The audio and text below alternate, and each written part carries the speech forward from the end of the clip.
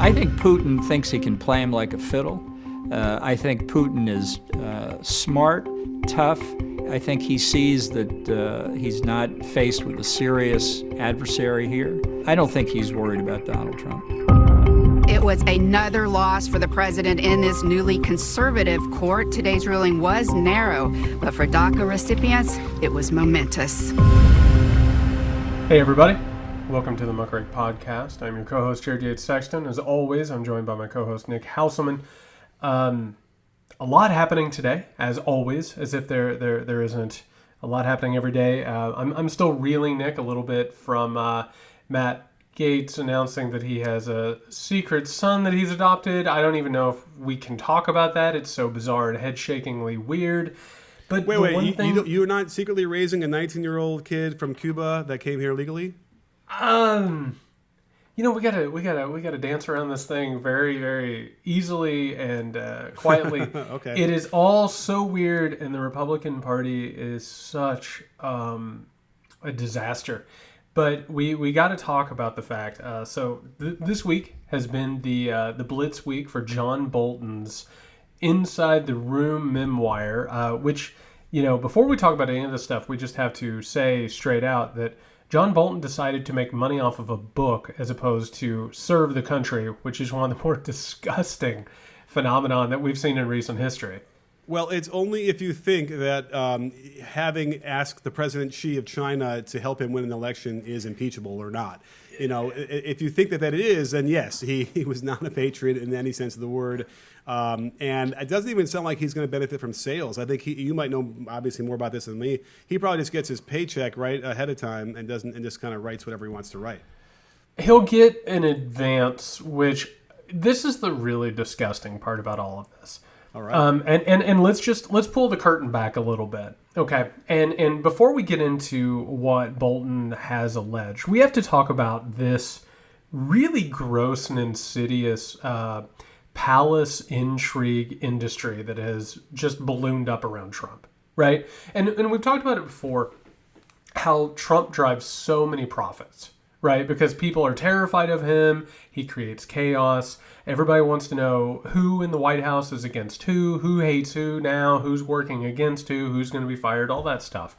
But meanwhile, there has been this boom for publishing everything from Anonymous, which is just one of the most impotent gestures towards a critique of the president that we've ever seen, to now this Bolton thing, where Bolton obviously he angled to get more money for his book and more publicity for his book by flirting with the idea of testifying before Congress during the impeachment hearings and saying, listen, I've seen some really terrible things from this president. And instead of doing that, which anybody who is a patriot or has a conscience or is a basic human being would do, John Bolton used that probably to get more of an advance or to gin up more excitement about his book, which it's now coming out. And by the way, John Bolton is a special type of asshole. John Bolton, who, by the way, wants to go to World War III every moment of every day, also has the temerity within his book to blame the Democratic Party for not investigating Donald Trump enough, which basically says, how dare you not ask me to say this before my book came out? We find out in the book that Donald Trump begged President Xi from China to help him win re-election. Which, I don't know where I'm from, Nick, but that is treasonous activity. It's unbecoming of a president, and it's an impeachable action. Okay, but let's just put it this way. A lot of senators don't agree with you, right? They simply don't agree that what he did with Ukraine, and which is the same thing he did with China, and because it's unseemly, and you're not supposed to be acting in your own self-interest when you're dealing with foreign policy, and I get it, but let's just not forget. But here, can I just take hijack this for a second, because that's not the worst revelation we have from what his interaction with President Xi was. The worst interaction is that he basically said, yeah, go ahead and throw Uyghurs into concentration camps. Yes. That's totally appropriate what you're doing. That, to me, was probably what Bolton would have felt like mostly would have been the kind of thing that they would have liked to have known in the impeachment process. Yeah, so let's set the scene for people who maybe haven't read the articles or the excerpts yet. Donald Trump gets on the phone with the president of China. And by the way, I would be remiss if I didn't bring this up. The Republican Party has spent the last 3 decades, if not the last 5 decades, claiming that they are the party that will stand up to other countries, and they're the strong party, right? They will never let an American flag touch the ground, right? Donald Trump pleaded like a coward with the president of China, told him that he could be the greatest president or leader of China in 300 years. Which, by the way, like totally throws out the 57-page memo that the Republican Party is using to attack China and try and win re-election. He begs China to buy a bunch of soybeans to help him with farmers in the American Midwest, who, by the way, probably are currently suffering from coronavirus and probably hate Donald Trump in general anyway, like everybody else right now. So he grovels for him to help him win re-election. And in the midst of all of this, and by the way, this reveals who Donald Trump actually is, right? Like, we can sit here every week and we can talk about whether or not this person is a fascist or an authoritarian. He tells the president of China that he would support the construction of concentration camps, right? In order to win power. That's who he is. And by the way, the other thing you didn't even mention, because there's so many competing anecdotes right. from Bolton's book. He tells China that they should construct concentration camps. He also says about journalists that they should be imprisoned and possibly executed. And what we see is that Trump's rhetoric and the things he says out in public are real. That's who he is. It's not about taking him, not literally or whatever these people try and make up. He's a fascist. He's a legitimate fascist. Oh, I mean, it gets worse. I mean, it doesn't even get worse. It just gets more of the same, because we certainly, hear the stuff of like, is Finland part of Russia? That's just dumb. That's just dumb. That's just dumb. And then, we have the, he doesn't know if, it reminds us of like, okay, here's our alert for movie reference. Remember in Die Hard, it's that asshole on the news who's trying to say Helsinki, Finland, or Helsinki, Sweden. It's like, that's how dumb he is. He doesn't know that that Britain has nuclear weapons, that they're a nuclear power. But it's not even as bad as he asked an aide. He talked to Theresa May about that directly and basically asked her whether or not they were. It's just not his job. He's not up for it. He shouldn't be doing this job. He should not be representing us in any form of the thing. That's why we have the 25th Amendment, and that's why we have impeachment. It's frightening. But again, let me ask you this, Jared: if all these things came out if they called witnesses in the sham of the impeachment trial, would this have mattered? Probably not. There's more. I think there's more. By the way, we're going to say he tacitly approved concentration camps in China. Do we have to rewrite FDR's history now? Because we probably do, don't we? I mean, this is one of those things. And by the way, I'm so glad you said that, because we need to understand that, like, him talking about concentration camps is in a long line of American and Western civilized history of doing these kinds of things, right? Again, say it all the time, Donald Trump is not the disease, he's the symptom, period. This is a long line of behaviors like this that have led to a point of moral decay and rot, and democratic rot in the United States. What you just said is right.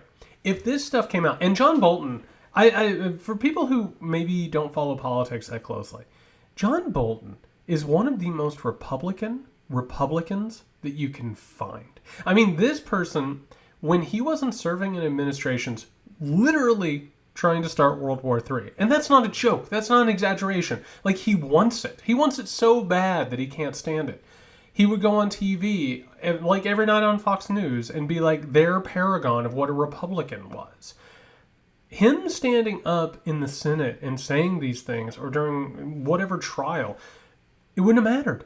It wouldn't have mattered. And that right there, in a nutshell, is how far gone we are. The Republican Party is done. There's no bringing them back. There's no pulling them back from the edge of the abyss. This is a group of people who can look at a person. And by the way, how many of them have come out opposed to Trump in the past couple of days? And we're None. waiting. Yeah. None. He pushed He begged the president of China, which, by the way, the entire Republican Party is supposed to be at war with right now, right? Their entire election strategy for 2020 is to say that China is evil and should be opposed and possibly go to war against.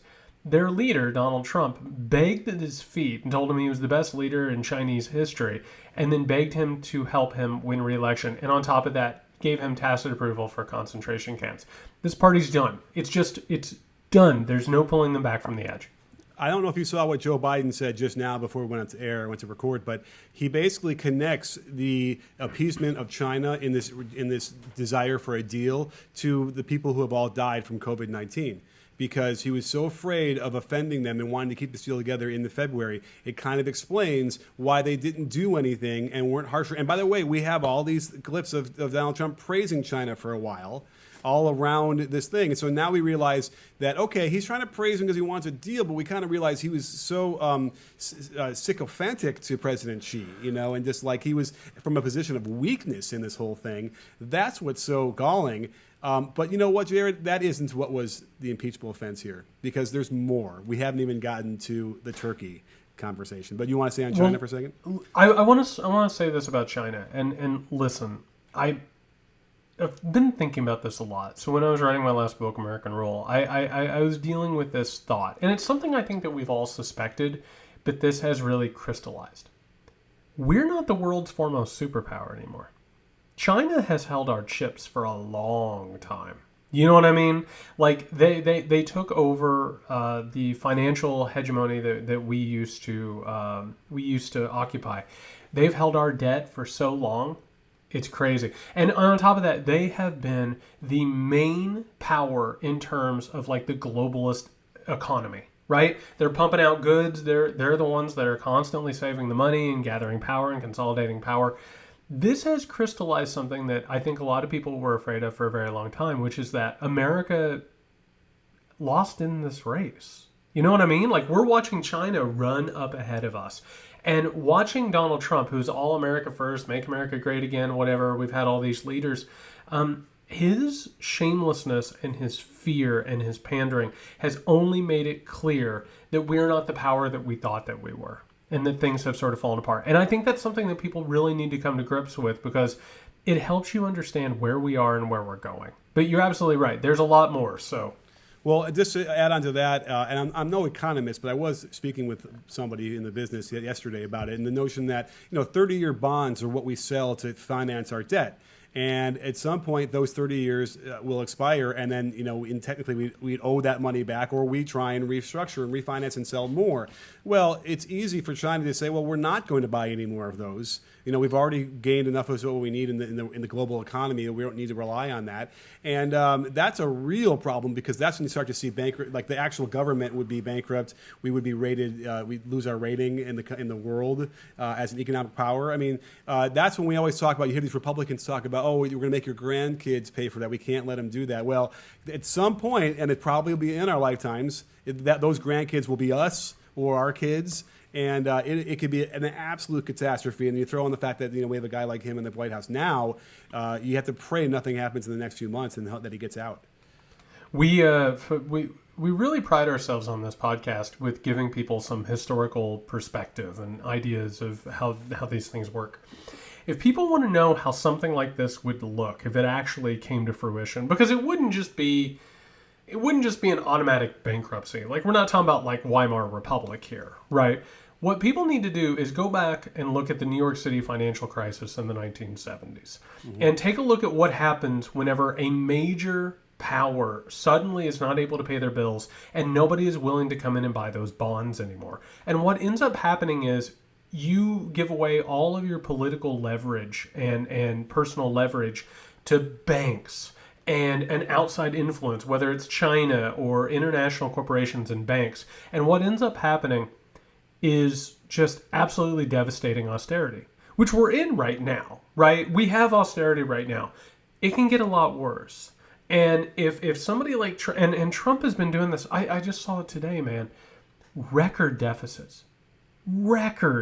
deficits. Because the Republican Party isn't actually fiscally conservative. It's only fiscally conservative whenever the government is under control by Democrats. That's it. The rest of the time, spend money however you want. And that's been everybody from Reagan, whose entire gospel is on fiscal conservatism, to, all the Bushes, yada, yada, yada, and Trump.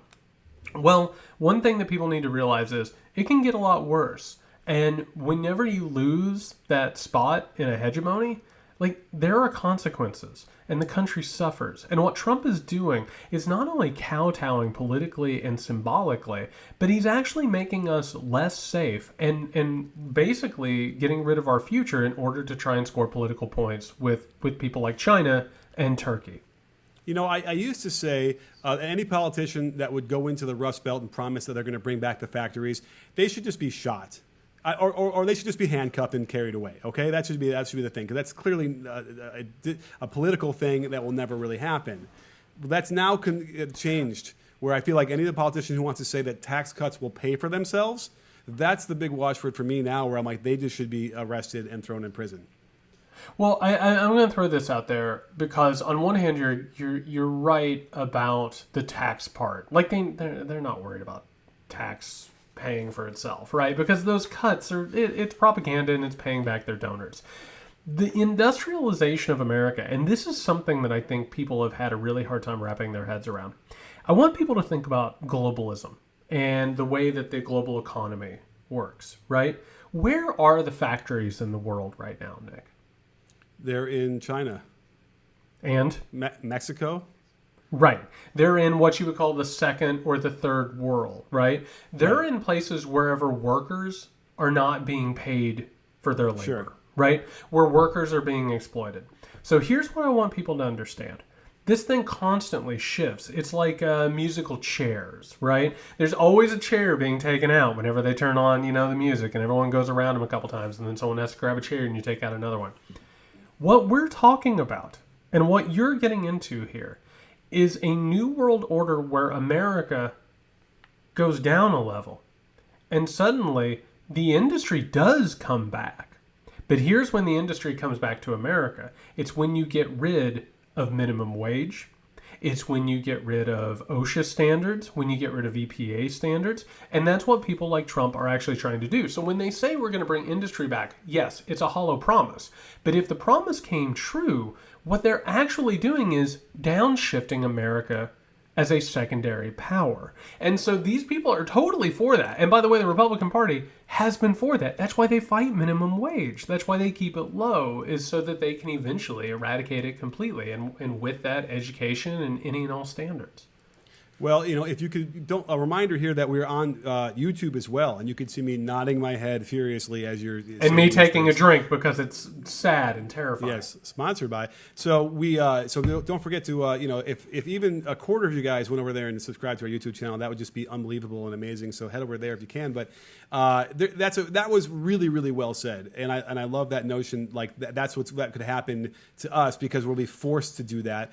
But also in the context of what you're saying, the regulations. You can say, oh, they'll never get rid of OSHA. Well, listen, they're continually attacking regulations every week, trying to get rid of more and more of them. So it's not hard to make that a stretch. So yes, I feel like that's a real concern. And, but the Turkey thing, because I don't want to forget this point before we get too far, would be that if you didn't see any of the Bolton stuff or didn't see it carefully, the one thing that would have ended up getting him impeached, I think, is, when you talk about Ukraine, China, and then what he did with Turkey, which he promised Erdogan that he would get a Justice Department investigation into sanctions, make it go away, when he got his own people into the Justice Department because he had the Obama people in at the time. Well, that's just, again, it's like, remember I told you how refreshing it is to kind of hear Republicans just being out in the open now with their corruption. And it's like because he knows these are recorded and could get out.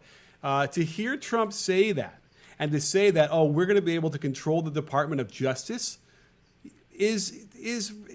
it breaks every norm. That's the one thing. The Justice Department and the White House were separate. You were never supposed to talk to them and never have any crossover and any influence, and even the appearance of influence. And yet here we are. I don't want to hear Eric Holder Obama because they did it right. But nonetheless, That would be the impeachable offense, if anything. And I could see why Bolton is pissed at the Democrats, but then again, it's like, well, he didn't say anything, and they didn't find out about it, so here we are. But like that, to me, was what made me fall off my chair when I read that. Have you noticed that the liberal democracies that have traditionally been America's allies, that Trump has insulted them every step along the way and ruined our relationships and treaties with them? And meanwhile, who does he continually give comfort to? Russia, telling them that he'll get rid of any and all, problems there. Turkey, and then you have Saudi Arabia. And of course, who can forget the romance with Kim Jong-un, right? Mm-hmm. And then on top of that, bringing over Netanyahu to give him some sort of a boost while he's under investigation. Here's the thing. I don't think people get, and we say this a lot on this podcast, people think that tomorrow will look like today. They always believe that. And that America, and by the way, we were on the right side of two conflicts. We were on the right side in World War I. We were on the right side in World War II. Guess what? Shit has shifted really quickly. I just want people to imagine, just as a thought experiment, and maybe this will surprise some people with the answer that they give. Imagine that there is a world crisis that emerges tomorrow. And all of a sudden, all of the countries of the world start taking sides. It's like a kickball game, right? All of a sudden, they go over here, they go over here. Where do we go right now? Right? Because people don't understand this, that Trump has so shifted the Overton window and the identity of America. We're not going to end up on the right side. And it's all because authoritarians stick together. They recognize each other. They see each other at these, either a conference or whether or not it's like a tete-a-tete, and they see each other and they're like, I recognize in you something in me, right? We are alone on the world stage, and here we are. It's the reason why, he speaks out with Brazil. It's why, he talks constantly about these other authoritarians. He has shifted the identity of America on the world stage. And what you just talked about is not only a perversion of the law, it's a perversion of the identity of America. Right. It literally is taking America and dragging it, kicking and screaming, in a direction I don't think most people recognize. And that's really terrifying. Well, let's get it down to what America is supposed to be. It's supposed to represent the will of the people. And when a vast majority of the people want a certain thing or a certain way of progression to happen, and you have people in the White House who think that they know better, that is when you end up getting authoritarianism. So, this goes into the heart of what's happening with DACA right now, and in the results of what the Supreme Court of the United States just handed out. If you didn't see that, they were able to protect DACA for now, and only by the Trump administration's extreme ineptitude and extreme disorganization, they can't get rid of this executive order that Obama put in. Right now, I have to stress that, because it would have been kind of simple if they had done through a couple hoops to do this properly. So to me, it's actually interesting. If you take it at face value that, okay, he's got people around him who are in charge of bringing these cases up, right, who are probably smart and know the law, in theory, maybe is this their way of trying to do their own checks and balances, where they can now shrug and say, oh, look, the Supreme Court won't let us do it because we didn't do these things. You told me, Mr. Trump, President Trump, you told us that we had to just do it. Is this their way of somehow protecting things that 9 out of 10 Americans want in terms of DACA? Well, first things first. Another hat tip to John Roberts, which is just, it's incredible how this one individual, and again, not to say that John Roberts is right on everything or that he should be some sort of savior or hero, but this is a person who obviously understands that to be a jurist on the Supreme Court means that you should judge things impartially. It's really incredible. And in the long run, there are probably two things from the George W. Bush presidency that are going to be honorable. One is the fact that George W. Bush spent a lot of the time after 9/11 saying that not all Muslims were terrorists or radicals, which was actually a really brave thing that he did. Now, that being said, he's also a war criminal and just destroyed America. The second thing is John Roberts. the fact that John Roberts can stand in front of that court, in front of an ideological movement, and say, no, we're going to judge these cases based on their merit is pretty incredible. And it feels weird because it's like a nostalgic thing, right? Like it feels like a what's the one with Jimmy Stewart? Mr. Smith goes to Washington, right? It feels like some sort of nobility or patriotism or duty that doesn't really exist anymore. Well, the thing with DACA and the thing with all of this is Trump is like a velociraptor, man. He's just trying to find the weak parts in the fence, and he'll do whatever he can. I mean, we've said it before. He's not looking to build a wall. There's no wall. And you know, I unfortunately, Nick, I watched Sean Hannity last night. Oh, how'd that go? Because I am nothing if not masochistic in what I do with my time. And, you know, I watched Trump go on there, and first of all, he claimed that Rayshard Brooks was shot the day before yesterday, which is madness. What is time? What is time? And then that he had heard that maybe he had a gun, which nobody has said, which, you know, maybe he should take a nap and see what's going on. But one thing that I've noticed in all of this is he keeps talking about the wall as if it exists. It doesn't exist. It's not actually a project. Getting rid of DACA, I think he would have been happy with, but like you said, it was sloppily prepared. It's not what they care about. It's about the projection of quote unquote wins, and it's even a win that it lost. It shows, you know, conservative America that they're under siege and that they're in danger. So even that is a win for him. Like, what they're actually worried about is deconstructing government and, you know, like maintaining white supremacy. That's what they're worried about. Well, I'm old enough to remember that he said he would rubber stamp approval of any bill that came to his desk on DACA.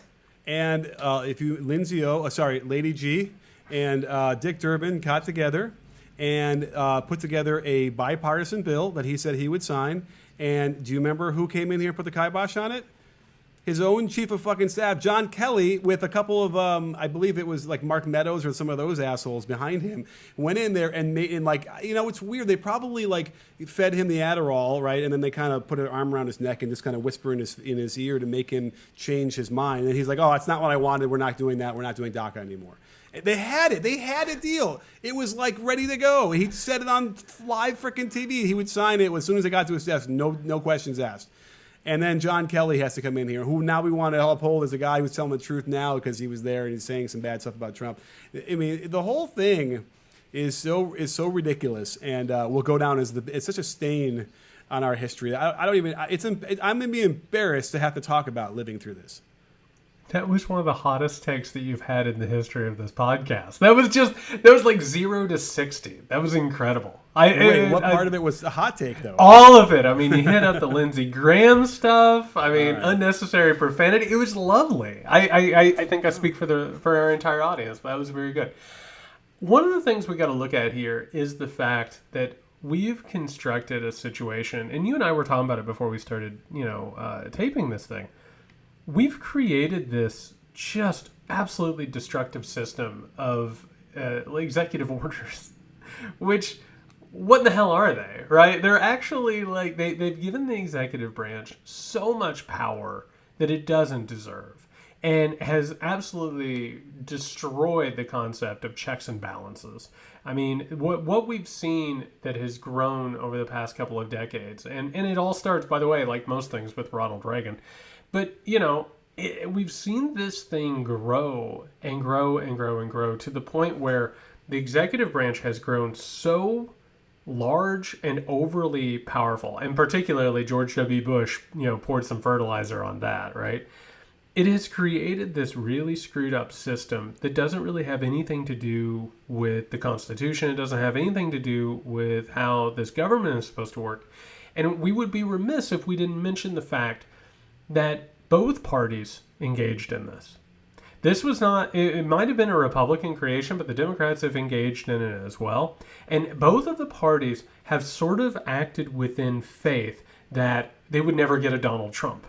right? It was just like, well, whoever wins the presidency will obviously be competent and not dangerous. And so as a result, we ended up with Donald Trump, and everyone's like, oh shit, that's right. This was probably a construction we shouldn't have done in the first place. And it needs torn down, the whole thing altogether. You know, I did a deep dive into the history of executive orders, and it was interesting because we've had them since the beginning. George Washington had them. I think the first 120 or 130 years, there was a few thousand. And then since then, there's been 13, 14,000 of them, and it exploded. And certainly we set records as we go along. I don't know if I want to blame Obama, because Obama got in a situation. Now, here's the problem. They had a supermajority in the Senate, and they had the Congress. So that was frustrating because they actually had a moment for a couple of years there where they had control. But once they lost control of that, what was Obama supposed to do? Because the Republicans said out loud, again, this is the beginning of them refreshingly being honest, was they said, we are not going to let Obama get anything done in Congress. And so he had no choice at that point, and DACA being one of them, is to be able to get any legislation through. And you bring up a really good point, and I think this is an important moment for our listeners to sort of grasp, which is eras in America feel like runaway trains. They gather a momentum all of their own, right? So when we look at presidents, we look at somebody like George W. Bush, right? And then we move to Obama. And we think that the moment that a president comes in and assumes power, that all of a sudden everything resets. And that's not true. That's not how America works. That's not how politics works. That's not how the presidency works. W. Bush's policies and a lot of the operation carried over into the Obama administration, right? Everything from executive power to our defense structure. I mean, one of the things that ends up happening, if you listen to former Obama staffers and advisors, they call it the blob, right? Which is where national security just sort of does its own thing. And a president is there to every now and then sign a thing. And then, there's a drone attack here, a drone attack there, and they'll figure it out legally afterwards. Well, that was the runaway momentum of post 9/11 America, right? That was the Bush administration going into Obama's administration. And you're exactly right. Obama played the same hardball that Bush had played in every way, shape, and form. It just so happens to have been the center-left version of that thing. So we've had a runaway momentum going on for years. And that's why Trump, I think, is really important for the way we look at this moment. You can look at Trump and you're like, oh my God, all these things are problematic. You know what I mean? A president shouldn't be able to do this stuff. But a president has been able to do this stuff for a very long time. These are problems that we haven't addressed, and these are problems that we haven't really gotten down into why they happened and why they're problematic. Sure. Now, the other precedent being set here is that it kind of sounds like executive orders from previous administrations are very hard to walk back. And that's a scary thing, because anything that Trump puts in that we want to walk back later after he's out of office might be hard too, because they can use that case. So they just happened to decide it today as precedent. But either way, I would hope that any other administration would be better and smarter, because one of the things that Roberts pointed out was that they have no other. It's sort of like the same argument about getting rid of Obamacare.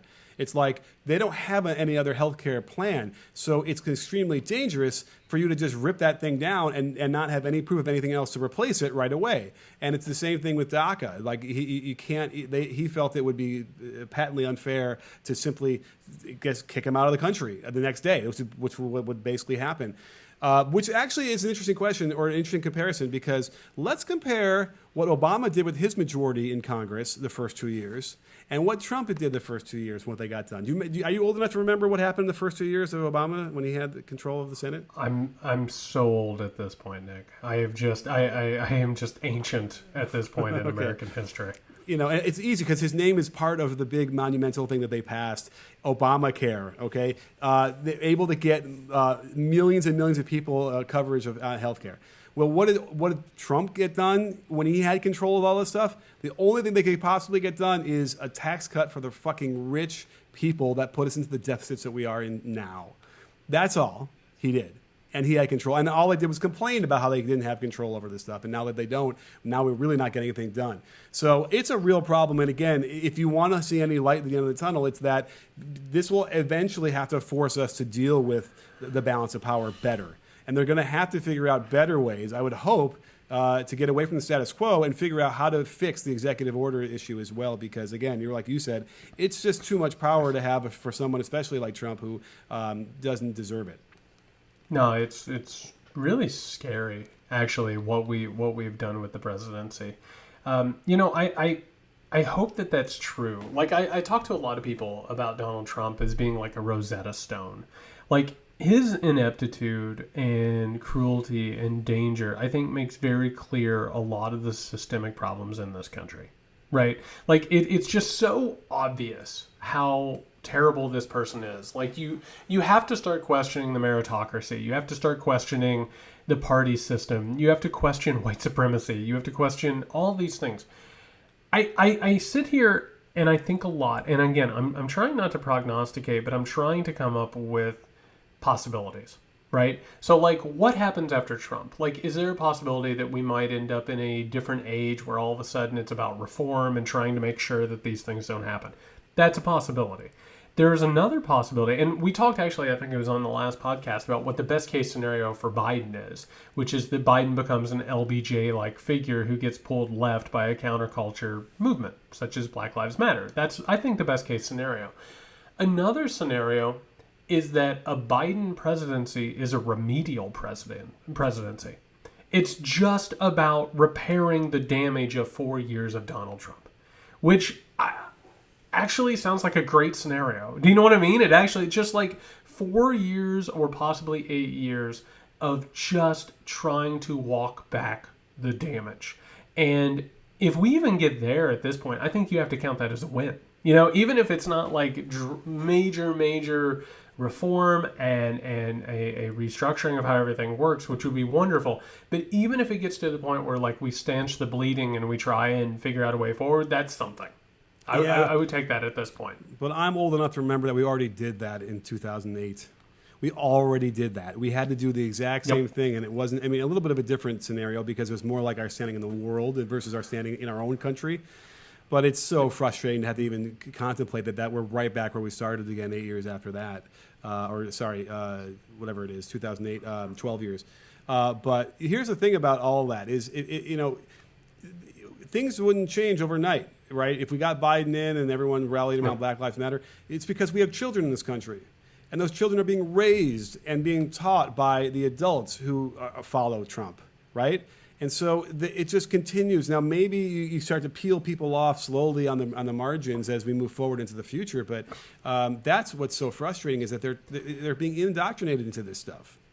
At first, I thought you were going to turn this into a Matt Gaetz segment, but I'm glad that we didn't do that because it is just so weird and I'm still trying to wrap my head around it. I will say this, and this is a conversation that I don't think a lot of people want to have. We've touched on it a little bit, which is that even after Nixon resigned in disgrace and, became the most disgraced president probably in American history, there were still people who walked around saying that Nixon got a raw deal and that Nixon didn't do anything that anybody else didn't, yada, yada, yada. Trumpism isn't going away. Like, even if we have an election and even if he gets beat and even if he accepts defeat, it's not going away. White supremacy isn't going away. And it's not enough to simply say, that's the thing that really frustrates me. And I understand the need for hope. And I understand when people will say, we just need to be better to each other. You know what I mean? Like when there's like, let's just decide to be better with each other, which is great. We should. But it doesn't get rid of the systemic problems that we actually have. And we need to not only be talking about how to defeat Donald Trump in 2020, we need to talk about making the country better while also figuring out a way to sort of disarm the bomb of white supremacist paranoia and also fascism. Because it's there, right? And I think there are ways to do it. I have theories on it. I could pontificate about this for a couple hours on a podcast, but I think we have to walk and chew gum at the same time, which unfortunately this country is not great at. I think we have to look at like what this country is about. Like I mentioned earlier, we're supposed to govern from the majority, what the majority wants to do. And all of the progressive ideas and progressive things we want to have instituted in this country are supported by the majority of this country for the most part. That's what's so frustrating is that these are fringe. These are all fringe groups that don't amount to more than 35% of what the electorate would want. And yet they control the entire thing. That's what's so frustrating when you have conversations with people on that side and how they're so convinced that their version of what America is so much better, and they're willing to do anything they can, corrupt or not, to get there, because you'll see when we get there how much better it will be. But the bottom line is it's supposed to reflect what the majority will wants, the silent majority that they all talk about, and they don't honor that. And that's the most frustrating thing, is because we do live in the country I think that we want to live in, or we do live amongst people, enough people who want to live the way we want to live. We just can't seem to wrest enough control over the government to make those things happen. Well, it doesn't help that the Electoral College was put in place to help ignorant, racist slaveholders, right? I mean, that's a big chunk of this thing. The other part about it, and you know what, I'm choosing to be hopeful. I would love if after the phenomenon of Trumpism, suddenly members of our media, it's like they wake up after a bender and they're like, oh my God, what have I done? Do you know what I mean? They're like, oh my God, who have I hurt? What have I done? I have to rectify this. I'm going to be better now. I would love that. I would love it if they beat the addiction to Donald Trump and Trumpism, because what you just said is true. At most, and you said 35, that's probably even more than the number. You know what I mean? Like, that's probably a high estimate. But like, let's say it's 35. Let's say it's 30% of the nation actually believes this stuff. It's treated like it's 50. It's treated like it's a legitimate belief. And meanwhile, the rest of us are sitting around and are like, what the hell is this? Like, this is so delusional. You know, again, I've joked a couple times on this podcast about like Matt Gaetz. Like, they're not well. It's not like we're watching a party engaged in delusional self-destruction that's drawing the rest of us into it. My hope, like what you're talking about, is the idea that maybe we get on the other side of this thing and maybe all of a sudden it's like, my God, what was that? And we get better, but that's also a large task. We have to do the work, which again is why the protests are so hopeful. When people realize they have power, they win. And if people keep hammering away at this thing, it gets better. Again, what's the number? 73% believe now that there's white supremacy and a systemic nature in America. That's massive. Oh, that's how massive. about the number that support Black Lives Matter is well over 50%? Oh, way over. So, I mean, we're there. We're moving there. It's like everything should be going according to plan, which actually makes me want to ask you this question. If Hillary Clinton was president, or, you know what, anybody else was president, would we still have today the governor of Omaha announce that any business that enforces masks will get zero money from him? Of Nebraska? COVID-19 relief. In Nebraska. What did I say? Nebraska? Omaha. Omaha. Oh, sorry, the governor of Nebraska, forgive me. The Omaha World Herald was reporting it. Would it matter? Would he still say that regardless of who was president? You know, let's tiptoe into alternate reality. It's the Friday show. It's the Friday show. Let's tiptoe in alternate reality. If Hillary Clinton was president during the time of the pandemic, it would be madness. I mean, like, it would be, the New World Order, QAnon, pandemic bullshit would just be turned up by, like, a 10th degree.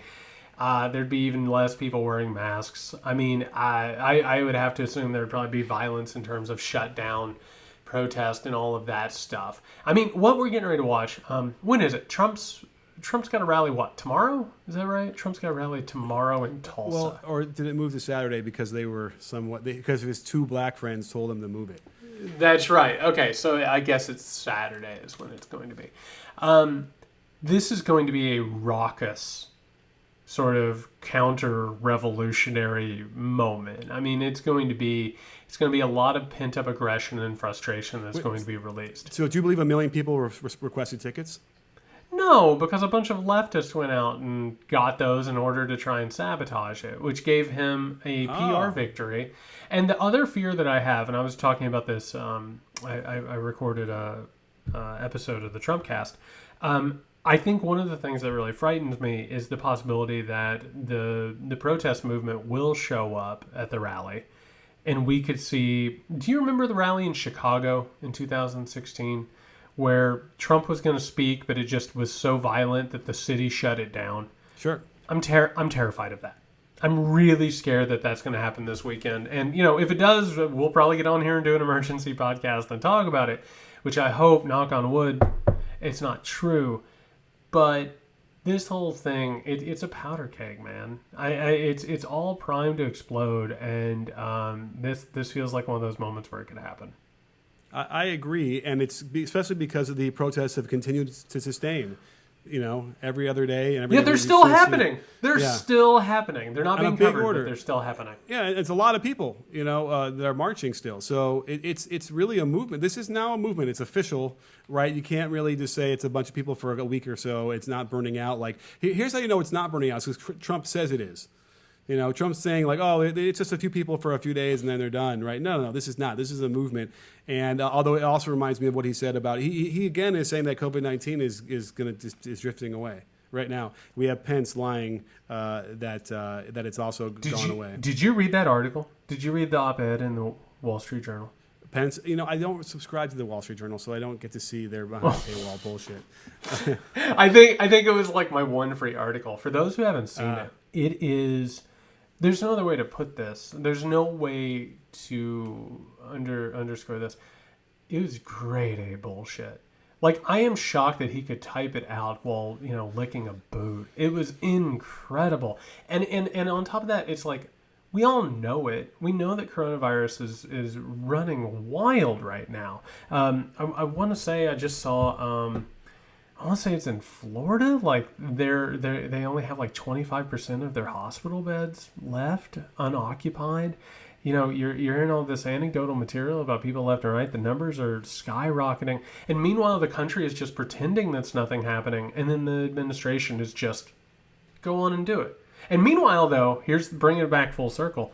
Did you see that they're making like the rally attendees sign a waiver that they will not sue if they get coronavirus? Like, you cannot come up with more contradictory, hypocritical bullshit than that.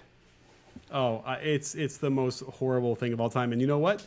They're going to find 20,000 people. They'll find way more than that who would be willing to sign it, because either they don't believe in it, or they just figure they won't get it. And if they do, it'll be the flu.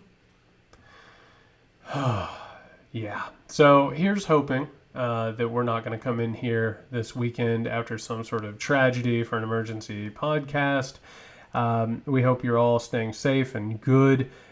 We will be back next week. Again, hopefully we don't have to come back in here. I love it when we don't have to record an emergency podcast. Well, and nobody go out and try and invade Venezuela because it's cool. Oh, John Bolton. I'm not going to read this book, but my God, he brought the notes, man. So, everyone, we will be back next week. And in the meantime, people keep asking, what can you do for this podcast? And we don't have Patreon. We're not looking for donations. But I can tell you, honest to God, and I know it sounds tertiary and it doesn't sound like it would help at all, but liking and subscribing and commenting on our stuff helps tremendously. This podcast is growing like wildfire, and we appreciate it so much, and we appreciate you and all the hard work you've done in helping to build this thing. So thank you so much. In the meantime, if you want to follow Nick, you can find him at Can You Hear Me SMH. You can find me at JY Sexton. Hey, stay safe, everyone.